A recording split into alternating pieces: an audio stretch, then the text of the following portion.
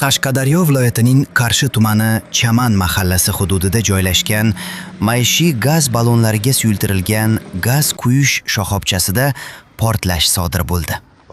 Favqulodda vaziyatlar vazirligi matbuot xizmatining ma'lum qilishicha, hodisa oqibatida 4 avtomobil hamda 2 yer osti yoqilg'i saqlash rezervuari yonib zarar ko'rgan. Afsuski, portlash natijasida 6 nafar fuqaro halok bo'lgan. Yana 5 nafar jabrlanuvchi turli darajadagi tan jarohatlari bilan shifoxonaga yotqizilgan.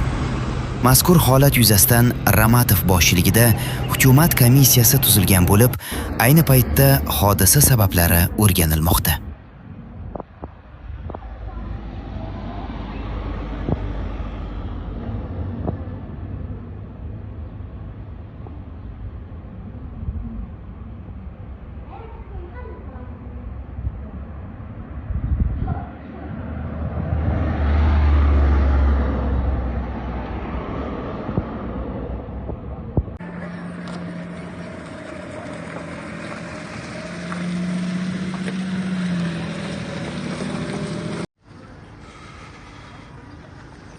Вообще dahshat.